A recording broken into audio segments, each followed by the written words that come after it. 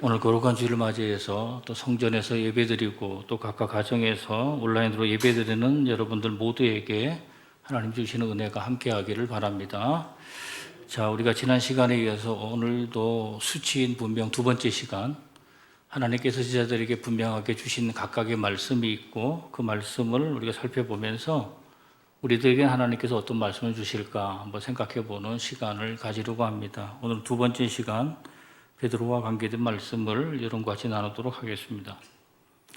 우리나라의 한 자동차 회사에서 2014년경에 이공계 출신 대졸자 공채 시험을 치르게 됐는데 거기에 다음과 같은 문제를 하나 냈다고 그럽니다.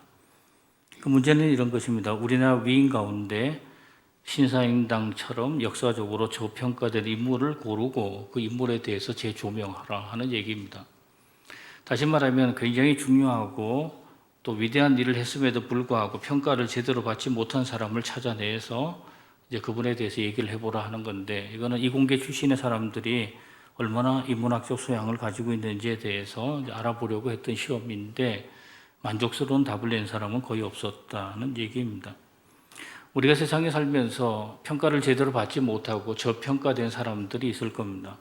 우리가 가정 안에서 예전에 저평가가 된 사람은 어머니가 평가를 제대로 받지 못했다고 볼 수가 있고, 지금은 가장 저평가를 받는 사람은 아버지라고 얘기를 하고 있습니다. 우리가 보람의 열린교회 창립 42주년을 맞이하면서 교회가 42년 동안 이어올 수 있었던 것은 많은 분들의 수고가 있었기 때문에 가능했을 것입니다.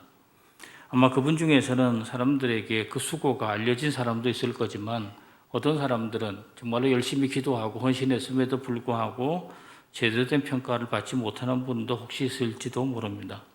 아마도 하나님께서 그런 것들에 대해서 다 더 평가를 해주시고 귀하게 여겨주실 거라고 믿습니다.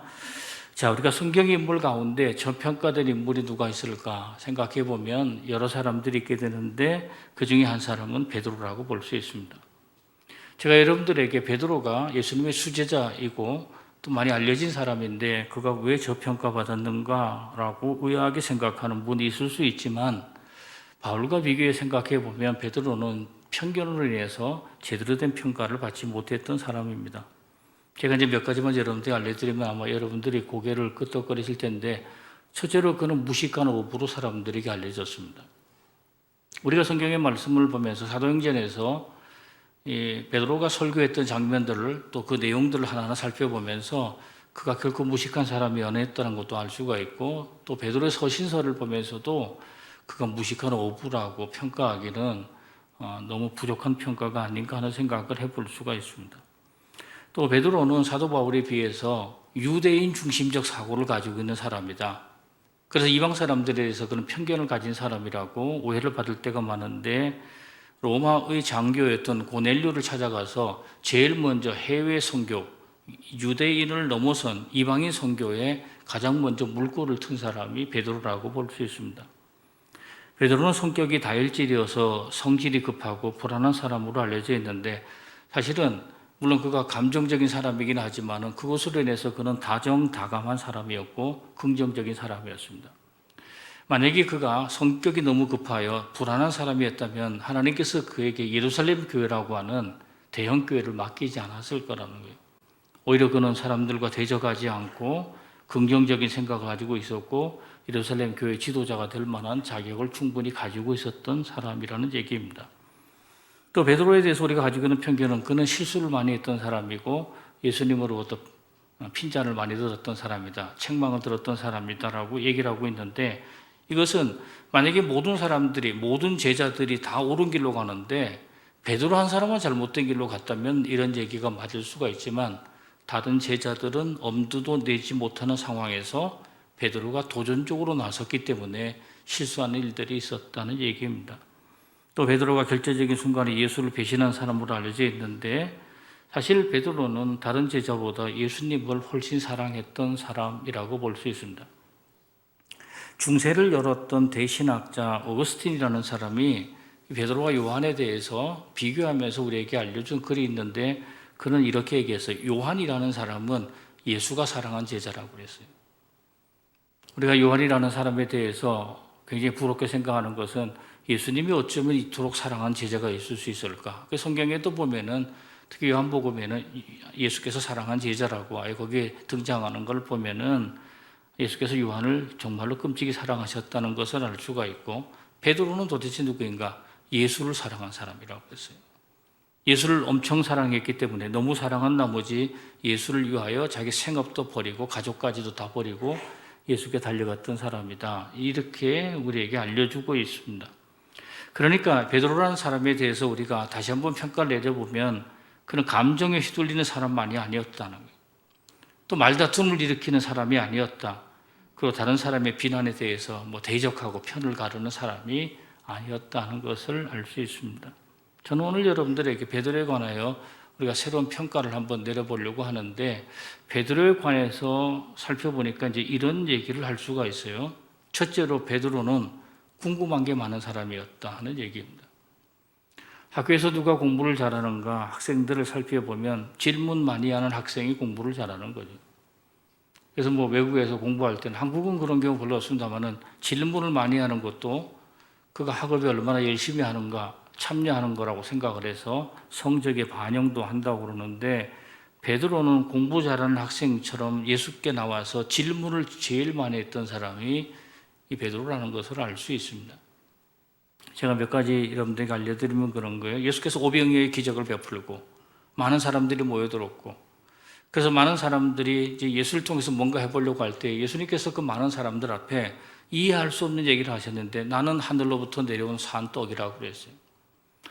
이것에 대해서 이해할 수 없던 사람들이 예수의 말씀을 듣고 실망해서 떠나기 시작하는데, 예수님께서 12 제자에게 너희도 떠나겠느냐 이렇게 물었을 때 베드로가 했던 대답이 있습니다. 요한복음 6장 68절이에요. 시몬 베드로가 대답하되 주의 영생의 말씀이 주께 있사오니 우리가 누구에게로 가오리까?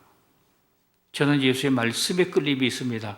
떡에 끌림이 있는 것이 아니고, 예수가 행했던 기적에 끌림이 있는 것이 아니고, 나는 영생의 말씀에 끌려다니고 있습니다. 그게 끌림이 있습니다. 이렇게 얘기를 하고 있는 거죠. 예수께서 제자들을 모아놓고 용서에 대해서 말씀하시니까 베드로가 또 그것에 대해서 질문한 것이 있는데, 마태복음 18장 21절이에요. 그때 베드로가 나와 이르되 주여 형제가 내게 죄를 범하면 몇 번이나 용서하여 주리까? 7번까지 하오리까?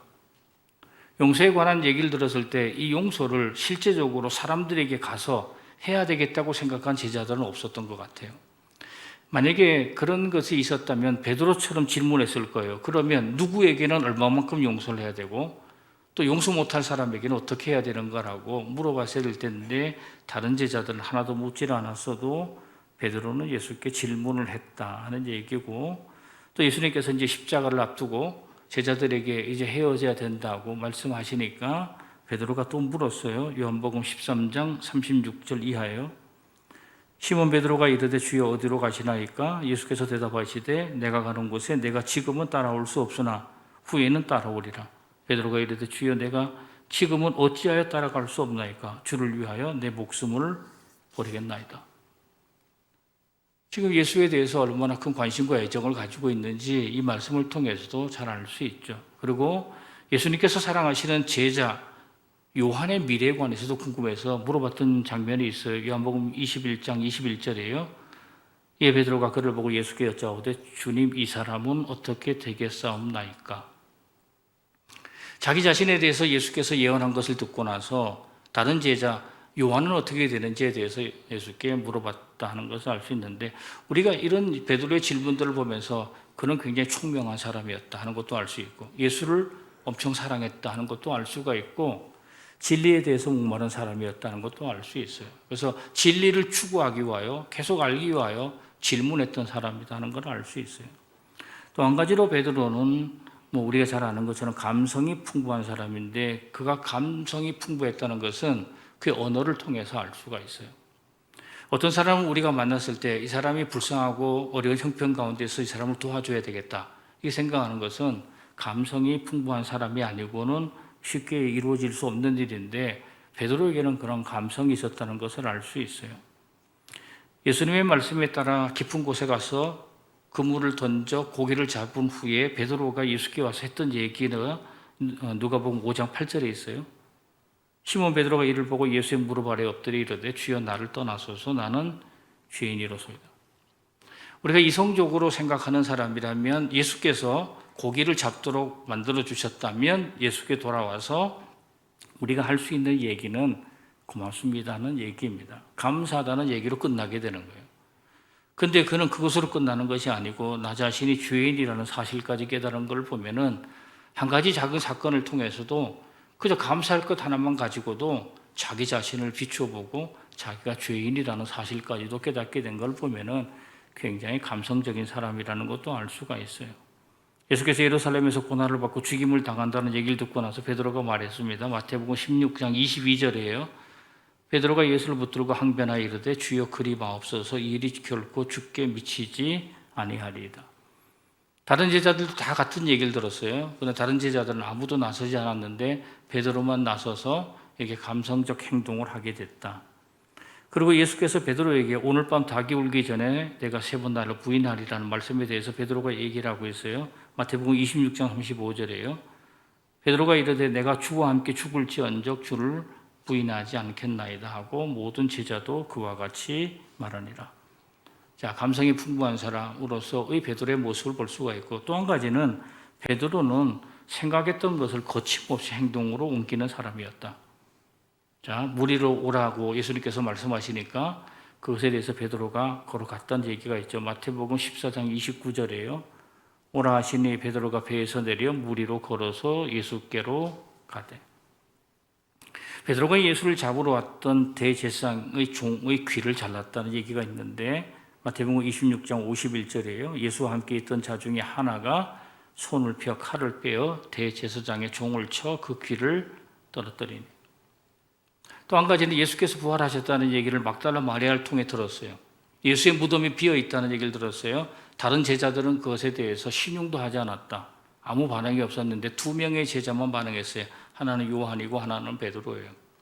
그래서 무덤을 향해 뛰어가게 되는데 제일 먼저 무덤에 도착한 사람이 요한이 먼저 도착을 했어요. 근데 요한은 들어가지 않았어요. 겁이 많아서 들어가지 않았는지는 몰라도 들어가지 않았는데 가장 먼저 들어갔던 사람이 베드로입니다.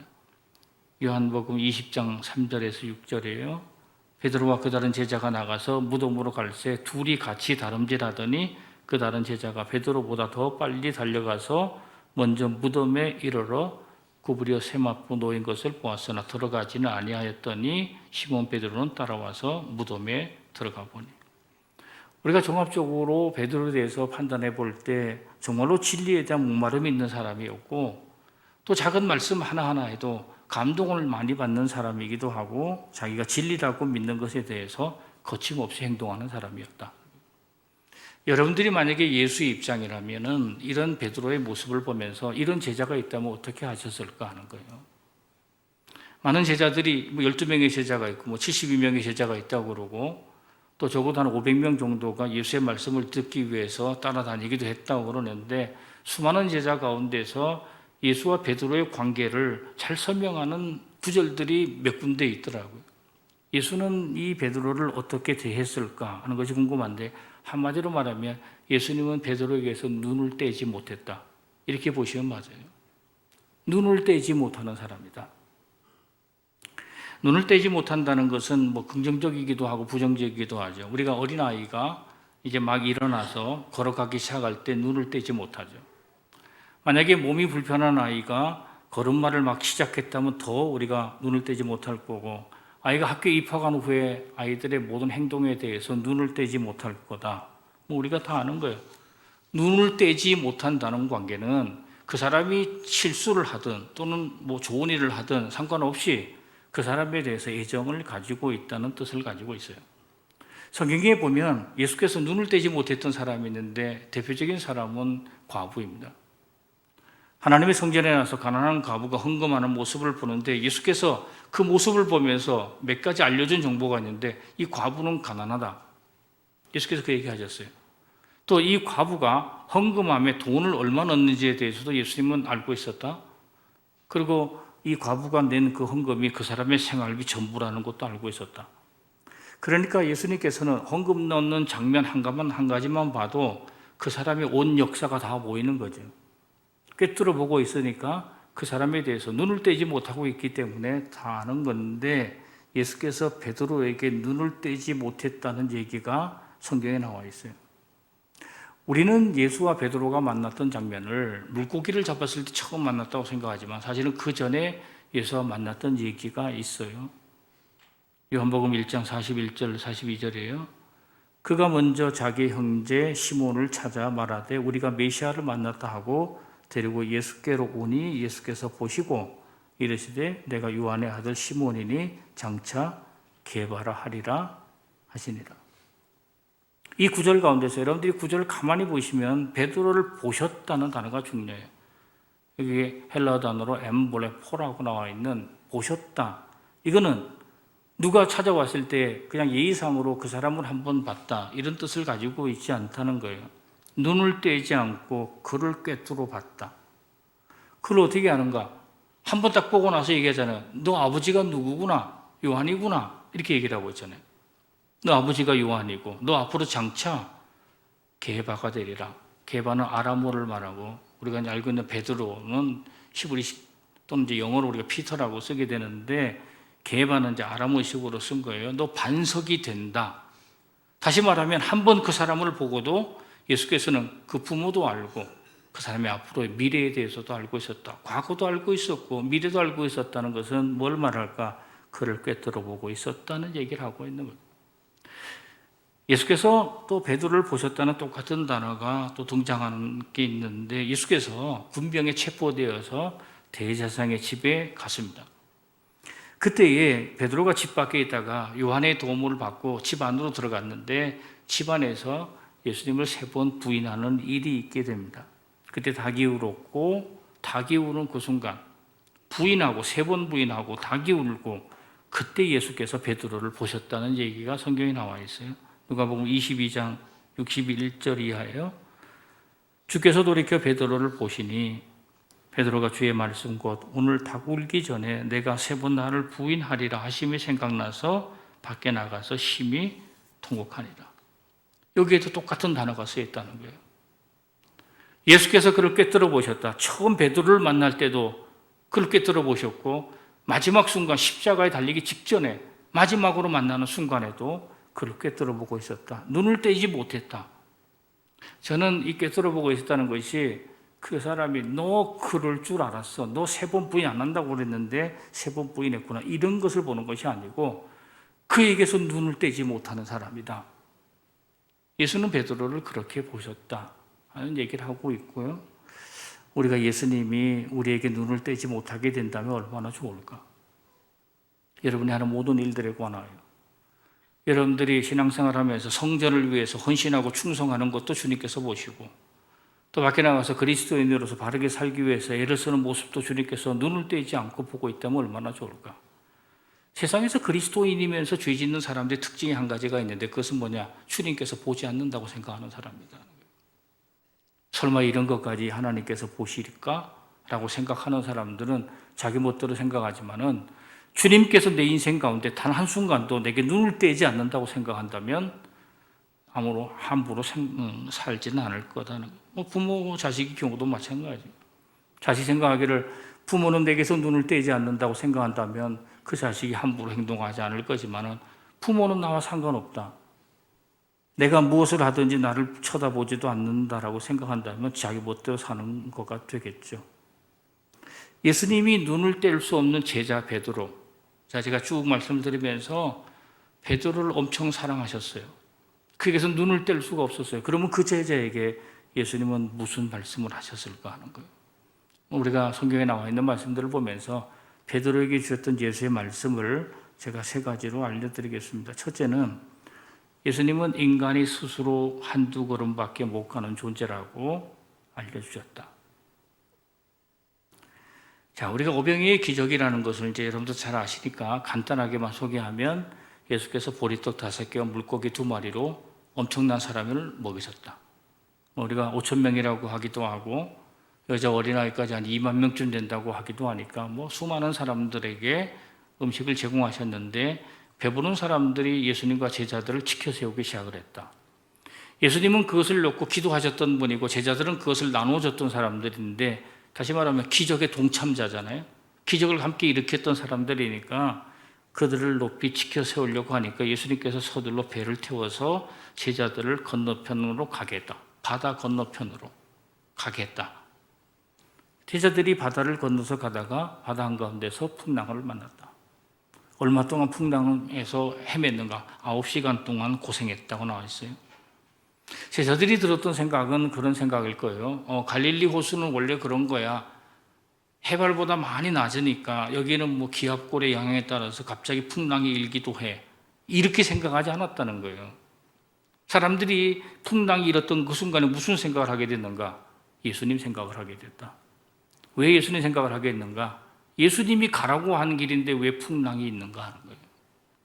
만약에 우리가 선교사로서 또는 전도자로서 또는 우리가 가정에 파송된 사람으로서 또 여러분들이 그리스도인으로서 이제 어디에 직장이나 사업장으로 파송이 돼서 그리스도인으로 살아야 될 텐데 하는 일들이 잘 되지 않을 때 우리가 늘 궁금하게 생각하는 것은 주님께서 가라고 하는 길인데 왜 풍랑이 일었을까?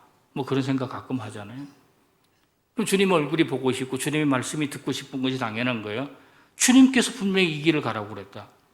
2만 명을 먹이신 주님께서 이 길을 가라고 그랬는데 왜 풍랑이 일어날 것까지는 예수께서 몰랐나? 뭐 그런 생각도 할 수 있을 거예요. 그런데 풍랑이 이런 가운데 그들이 그토록 만나고 싶었던 예수께서 나타나셨다. 그런데 다른 제자들은 예수가 귀신인 줄 알고 놀랐다. 저는 이 말씀을 자세히 들여다보면서 이런 생각을 하게 된 거예요. 다른 제자들은 예수와 정상적인 대화가 불가능했다고 보는 거예요. 너무 놀래가지고. 가끔 뭐 너무 놀라게 되면 사람들이 입에서 말이 나오지 않는 경우가 있잖아요. 어떤 분들 집에 도둑이 들어왔는데 도둑이라는 소리가 나오질 않아. 속으로만 나오게 되는 것처럼 무리를 걸어오신 예수. 사실은 지금 자기들의 머릿속에는 예수 만나서 한번 물어봐야 되는 일들이 있는 거잖아요. 도대체 당신이 가라고 한 길인데 왜 풍랑이입니까? 라고 물어봤어야 되는데 정작 예수께서 나타나시니까 너무 놀라서 사람들이 입 밖으로 말을 한마디도 내지 못할 때 오로지 한 사람, 예수와 정상적으로 대화할 수 있는 사람은 베드로밖에 없다. 그래서 베드로가 물어본 거죠. 정말로 주님이십니까? 그러면 저도 갈 수 있습니까? 저도 무리를 걸어갈 수 있습니까? 예수께서 오너라. 그가 배에서 내려 무리를 걸어 예수께로 향했다. 그런데 베드로가 거센 바람을 보자 겁이 나서 물에 빠졌다. 예수께서 그를 건졌다. 뭐 그런 얘기를 우리가 성경에 나와 있는 걸 다 아실 거예요. 예수께서 베드로를 잡아주시면서 했던 말씀 마태복음 14장 31절이에요. 예수께서 즉시 손을 내밀어 그를 붙잡으시며 이르시되 믿음이 작은 자여 왜 의심하였느냐. 이 구절 하나로 베드로는 겁쟁이가 됐습니다. 이 구절 하나로 베드로는 의심이 많은 사람이 되었고 이 구절 하나로 그는 믿음이 없는 사람처럼 사람들로부터 비판을 많이 받게 되었다. 만약에 12명의 제자 가운데 다른 제자들은 다 걸었어요. 빠지지 않았어요. 그런데 베드로만 빠졌다면 베드로는 이런 비판을 받는 것이 당연했을 겁니다. 그러나 다른 제자들은 예수와 대화조차가 되지 않는 상태에서 그는 예수에게 무리를 향해서 그래도 몇 발자국이나 걷고 나갔던 사람이기도 하잖아요. 그러면 예수께서 베드로에게 믿음이 작은 자여 왜 의심했느냐라는 것은 책망이 아니라는 거예요. 책망이 아니면 이것은 뭘까? 베드로에게 예수님께서 이 말을 꼭 하고 싶었다 하는 거예요. 어떤 말을 하고 싶은 건가? 베드로야, 너는 그래 걸을 만큼 걸은 거야. 한두 발자국 무리를 걷는 거 그래. 그건 네가 할 만큼 한 거야. 그러나 네가 이것은 꼭 알아야 될 게 있는데 처음 내딛는 한두 걸음은 너 힘으로 돼. 그 다음은 안 돼요. 그 다음은 내 손을 붙잡아야 돼. 어쩌면 베드로는 예수께서 자기에게 해준 말씀을 평생 동안 기억하고 살았을 거예요. 부모가 돌아가시고 난 이후에 부모들, 아버지나 어머니로부터 들었던 얘기들을 자녀들은 오랫동안 기억을 할 거예요. 그래서 웬만하면 죽기 전에 교훈의 얘기를 하는 게 좋고 좋은 얘기를 하는 게 좋고 신앙적 얘기를 하는 게 좋아요. 만약에 부모님이 내게 남겨주신 얘기가 돈이 없으면 못 산다. 뭐 이런 얘기만 남겨주고 앉아있으면 안 되는 거다. 그래서 너는 다른 사람보다 더 위에 서야 된다. 뭐 이런 얘기만 머릿속에 남겨주면 그건 굉장히 불행한 자녀들이 될 거예요. 예수께서 베드로에게 남겨준 얘기 가운데 지금 믿음이 작은 자 왜 의심하느냐 하는 얘기는 뭘 얘기하고 있는가? 한두 걸음은 네 힘으로 되지만 그 다음은 내 손을 붙잡아야 된다. 이 얘기를 하고 있는 거죠. 교회를 개척하게 될 때에 교회 개척이 한두 걸음은 사람이 하는 거예요. 왜냐하면 어느 교회에서 뭘 지원해 줘가지고 그 돈 가지고 하든지 아니면 개척 멤버 몇 사람이 하든지 또 열심히 있는 사람 몇 사람이 하든지 그냥 그것은 자기들이 한두 걸음은 나가기 시작하는 거지. 그러나 한두 걸음 넘어서서 그 다음 걸음은 주님께서 손을 붙잡아 주지 않으시면 안 되는 거예요. 그 사람들은 주님께서 손을 붙잡아 주시고 나머지 걸음을 걸었음에도 불구하고 자기는 처음부터 끝까지 다 자기가 걸었다고 생각하는 경우가 있다는 거예요. 우리가 교회를 개척하든지 또는 가정을 시작하든지 우리가 할 수 있는 일은 한두 걸음을 떼는 것은 우리가 한다. 그러나 그 나머지는 주님께서 하시는 일이므로 우리가 뭘 자랑할 수 있겠는가 하는 얘기예요. 베드로에게 그래, 너 앞으로 한두 걸음은 너 힘으로 할 수 있지만 나머지는 하나님의 손을 붙들지 않으면 안 된다는 것을 알려주고 있다. 두 번째로는 예수님은 자기보다 앞서지 말라고 알려주셨다는 거예요. 여러분들이 잘 아는 얘기, 가이사라 빌립보. 우리가 가지고 있는 성경에는 또 빌립보 가이사라 이렇게 또 나와 있어요. 그 지역에서 예수께서 베드로를 통해서 신앙의 고백을 들었다는 얘기를 다 아실 겁니다. 주는 그리스도시요 살아계신 하나님의 아들입니다. 예수께서 말씀하시기를 네가 머리가 똑똑해서 한 게 아니고 하나님이 알려주신 거야 이렇게 얘기하셨어요. 그러니까 베드로에게 너 공부를 많이 하거나 네가 뭘 똑똑해서 깨달은 거 아니다. 내 혈족을 통해서 한 것이 아니다. 이렇게 얘기를 하셨어요. 그러고 나서 예수께서 제자들에게 말씀하시기를 지금 이스라엘의 제일 꼭대기 끝에서부터 그 고백을 듣고 난 이후에 남쪽으로 내려와서 예루살렘으로 이제 들어가시려고 예수님께서 말씀하시는 거예요. 나는 이제부터 예루살렘으로 간다. 거기서 고난을 당하고 죽는다. 그리고 3일 만에 다시 살아난다. 다른 제자들은 가만히 있는 상태에서 베드로가 예수를 향해서 대들며 충고했던 얘기가 있는데 잘 아시는 말씀이에요. 마태복음 16장 22절이에요. 베드로가 예수를 붙들고 항변하여 이르되 주여 그리 마옵소서 이 일이 결코 주께 미치지 아니하리이다. 붙들고 항의했다.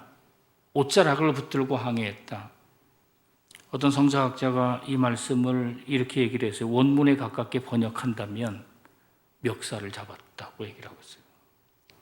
멱살을 잡고 예수에게 대들었다. 예수를 꾸짖었다. 그만큼 베드로의 항의가 거셌다. 그 얘기예요. 그랬더니 예수께서 베드로에게 말씀하신 거 마태복음 16장 23절이에요. 예수께서 돌이키시며 베드로에게 이르시되 사탄아 내 뒤로 물러가라. 너는 나를 넘어지게 하는 자로다. 내가 하나님의 일을 생각하지 아니하고 도리어 사람의 일을 생각하는도다. 이 말씀 속에서 사람들은 사탄이라는 말에 관심을 가지게 되는데 그래서 이렇게 얘기하죠. 베드로가 사탄이다. 이렇게도 볼 수가 있고 또는 베드로의 마음속에 사탄이 들어왔다. 일시적으로 또는 베드로가 지금 하는 행동과 생각이 사탄의 생각하고 비슷하다. 이게 각각의 사람들이 이제 이 구절을 해석하긴 한데 우리가 베드로와 사탄이 무슨 관계인지 정확하게 알 수 없지만은 사탄의 영향을 받은 사람의 모습이 베드로에게서 보이게 된다. 사탄의 영향을 받은 사람의 모습, 바로 앞부분에서 예수의 칭찬을 받았던 사람 속에 사탄이 들어갔는지는 몰라도 그에게서 나타났던 모습이 뭐냐? 예수의 멱살을 잡는 일이고 예수의 앞에 서는 일이고 예수께서 내 뒤로 돌아서라고 얘기하는 거 보면 예수 앞에 서 있다는 얘기고 예수의 말씀을 듣지 않는다는 거예요. 이게 사탄에 씌어 있는 사람의 특징이다. 한국교회는 주는 그리스도 살아계신 하나님의 아들입니다라는 중요한 고백을 했던 교회처럼 굉장히 크게 성장을 하기도 했고 굉장히 중요한 역할도 많이 하기도 했던 교회이기도 한데 어쩌면 오늘날 한국교회뿐만 아니라 우리 개인의 신앙생활을 봐도 우리 개인의 신앙생활이 예수 앞에 서 있고 예수의 멱살을 잡고 있고 예수의 말씀을 안 듣고 살고 있는 성경 공부를 엄청 한다고 하면서 성경에서 예수께서 하라고 하는 얘기는 하나도 하지 않는 모습들이 우리에게도 똑같이 있는 것은 아닐까 하는 생각을 해보게 되는 거죠. 하나님이 예수님을 도와줬던 장면들이 성경에 몇 군데 있는데 베드로가 초막 셋을 짓고 변화산에서 살자고 했을 때 하나님이 도와줬어요. 예수님 도와줘서 베드로에게 뭐라고 그랬는가? 마태복음 17장 5절이에요. 말할 때 호련히 빛난 구름이 그들을 덮으며 구름 속에서 소리가 나서 이르시되 이는 내 사랑하는 아들이요 내 기뻐하는 자리 너희는 그의 말을 들으라 하시는지라. 이게 무슨 소리예요? 제발 예수 말 좀 들어라. 너무 네 생각 앞세우고 너도 너무 네 생각 주장하지 말고 예수 말 좀 듣고 살아라 하는 얘기를 여기서 말하고 있는 거죠. 그래서 이 베드로에 대한 책망들을 보면서 우리가 장차 무엇을 앞세우고 살아가야 하는지를 우리가 알 수가 있는 거죠. 우리는 가끔 대단하다고 자기 자신을 주장하는 그리스도인들을 볼 수가 있죠. 은사를 자랑하고 능력을 자랑하고 경험을 자랑하고 성과를 자랑하고 또 교회는 오래된 역사를 자랑하고.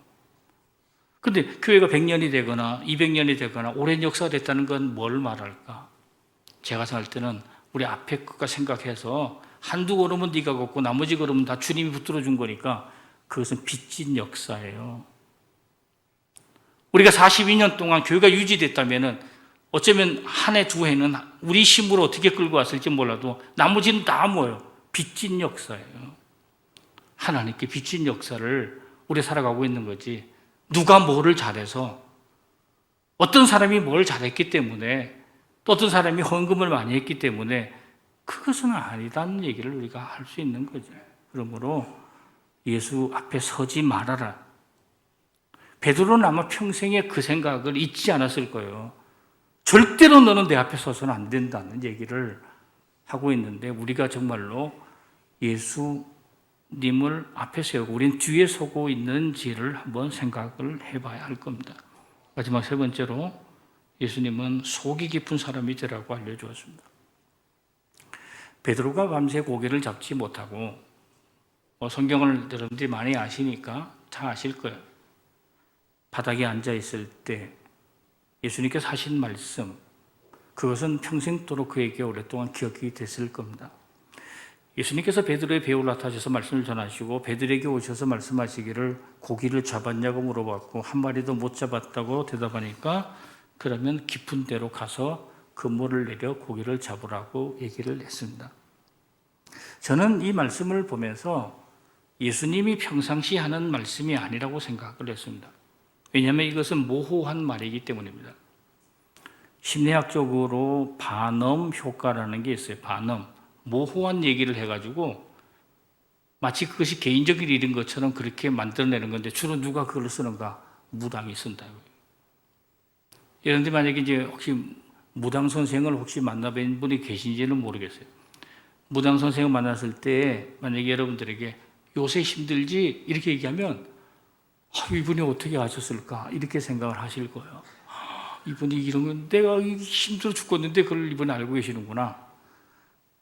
여름에 물가로 가지 마. 너 여름에 물가 가지? 이렇게 얘기하면 내가 물가를 가는 거 어떻게 알았어? 여름에 물가를 가지 그럼 어디로 가요? 뭐 차를 타고 다니지 마라. 뭐 불조심하라. 또는 동쪽으로 가지 마라. 이건 무당이 쓰는 거지 예수가 쓰는 방법이 아니라는 거예요. 그런데 예수께서 이상하게도 이 말씀 속에서 깊은 곳에 가라고 얘기를 하거든요. 갈릴리 호수의 깊은 곳이 한두 군데가 아닌데 만약에 가가지고 고기를 내서 못 잡으면 예수께서 말씀하시기를 내가 얘기하는 깊은 데는 고기가 아니고 다른 데라고 얘기할 거라고요. 이거는 무당들이 하는 얘기지. 근데 왜 예수께서 깊은 곳으로 가라고 얘기를 했을까? 특정한 장소로 말하지 않았을까? 예수께서는 부활하시고 난 이후에 베드로를 다시 만나서 고기를 잡지 못했을 때 그때는 정확하게 얘기하셨어요. 배 오른쪽에다가 그물을 내리라고 얘기하셨어요. 근데 여기에서는 그냥 깊은 곳으로 가라 이렇게 얘기하셨는데 저는 이 말씀이 베드로가 앞으로 어떤 인생을 살아야 하는지를 알려주는 말씀이라고 생각을 했어요. 베드로야, 제자로 살려면 내가 그리스도인으로 살려면 적어도 깊은 곳을 한번 다녀와야 된다. 이게 뭘 말할까? 오순절에 성령 체험을 하면서 그는 그것을 느꼈던 거예요. 그렇지 믿음 생활을 성령을 깊이 체험하면서 하지 않으면 안 된다. 이 생각을 그가 했을 거고 또 내가 믿음 생활을 그냥 거죽으로만 하고 겉으로만 하고 흉내만 내는 것이 아니고 믿음은 깊이가 있어야 된다. 베드로야, 너 앞으로 눈에 보이는 거 로마의 제국이나 그들의 창과 칼을 겁내지 말고 눈에 보이는 얕은 것에 현혹되지 말고 제발 속이 깊은 신앙인이 되라. 속이 깊은 신앙인이 되라는 얘기를 아마 그가 이 말씀을 통해서 듣지 않았을까 하는 생각을 하게 되는 거예요. 이것은 우리가 말씀에 대한 알레고리예요.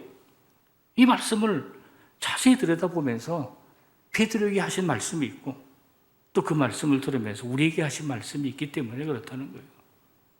옛날에는 동네 사람들마다 꽤 괜찮은 사람들이 많았고 그런 사람들을 뭐라고 그랬는가? 진국이라고 그랬어요.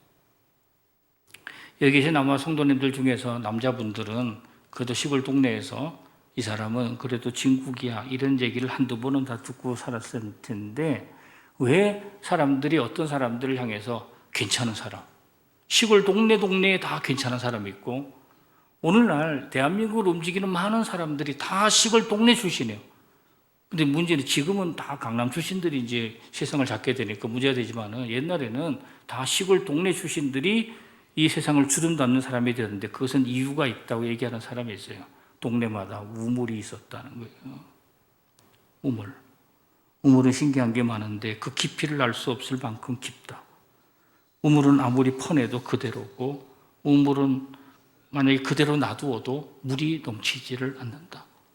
우물을 내려다보면 자기 얼굴이 보이고 우물을 내려다보면 자기 얼굴 뒤로 하늘이 보인다. 그래서 우물에서 물을 기르는 사람들이 그 깊은 속에서 자기 자신을 발견하기도 하고 하늘의 뜻을 발견하기도 하고 인간이 얼마나 부족하고 연약한 존재인지를 알고 남을 배려할 줄도 아는 속이 깊은 사람이 되었다. 그런데 오늘날 우물을 상실한 우리는 깊은 곳을 들여다볼 만한 곳이 하나도 없다. 예수께서 베드로에게 깊은 곳으로 가서 거기서 그물을 내리고 그 밑을 뚫어지게 쳐다보라고 얘기했다면 오늘 여러분들에게 여러분들의 속을 깊게 만드는 장소, 기도실 같은 우물이 여러분들에게 있는지 어쩌면 이 예배드리는 이 장소가 우물과 같은 장소가 돼서 나를 들여다보고 하나님을 바라볼 수 있는 장소가 된다면 여러분들의 속을 깊게 만드는 장소가 이 장소일 수 있다는 얘기예요. 저는 목회를 하면서 속이 깊은 그리스도인들을 많이 볼 수 있었습니다. 성도님들이 얼마나 속이 깊은지 목회자인 제가 보기에 굉장히 부끄러울 정도예요. 정말로 이해할 수 없는 사람까지도 사랑하고 남의 잘못도 다 담아가면서 살아가는 사람들의 모습 또 헌신하는 모습들을 보면은 목회자들이 사실은 성도들 앞에 무릎을 꿇어야 될지도 모를 만큼 헌신하는 성도들이 굉장히 많은데 이런 속 깊은 성도들이 있었기 때문에 우리 교회가 망하지 않고 여기까지 온 거예요. 이렇게 속이 깊은 성도들이 없었다면은 아마 교회가 42년 못 가고 그 전에 다 문을 닫았을지도 모른다는 거예요. 베드로가 예수의 말씀을 듣고 속 깊은 사람으로 그가 변했다는 얘기는 사도행전을 보면 알 수 있어요. 자, 사도행전에 나와 있는 베드로의 흔적을 간단하게 소개하면 이런 거예요. 오순절 성령에 충만하고 설교했더니 하루에 3,000명이 예수를 믿었다. 베드로는 예루살렘 교회라는 대형 교회의 지도자가 됐다. 대형 교회가 됐죠. 120명에서 시작하여 한 번 설교하다 3,000명 들어왔죠. 이렇게 수천의 사람들이 들어오게 되면서 대형교회 지도자가 됐어요. 그는 대형교회 목사지만 시간에 맞추어서 성전에서 기도했고 병에 걸린 사람 한 사람을 안수하며 그를 고쳐주는 사람이 되었고 그는 또한 유대인의 장벽을 넘어서서 아까 말씀드렸던 고넬료의 집까지도 그가 찾아갔던 사람이기도 하고 예루살렘 교회에서 은퇴하고 평생 거기서 잘 먹고 잘 산 게 아니고 그는 복음을 전하기 위하여 로마로 건너가고 거기에서 십자가형을 받고 순교했다. 이게 생각해 보면은 이 베드로라는 사람은 이런 삶을 살 수 있었던 것은 주님께서 주셨던 말씀이에요. 제가 정리하면 너 힘으로 한두 걸음은 살지만 나머지는 주님 손을 붙들고 살아야 돼. 그 말씀을 그가 기억했기 때문이고 너 앞으로 절대로 예수 뒤에 서야지 앞에 서서는 안 돼. 그래서 예수가 십자가를 달려 죽었으니까 자기는 거꾸로 죽겠다고 얘기했던 거예요. 나는 그분 뒤에 서겠다. 이런 얘기를 한 거고 속 깊은 신앙인이 되라. 이 얘기를 그가 듣고 살았기 때문이 아닌가 생각해 보면서 베드로에게 주셨던 이 말씀이 우리들에게도 주신 말씀이 되기를 주님의 이름으로 간절히 축원합니다.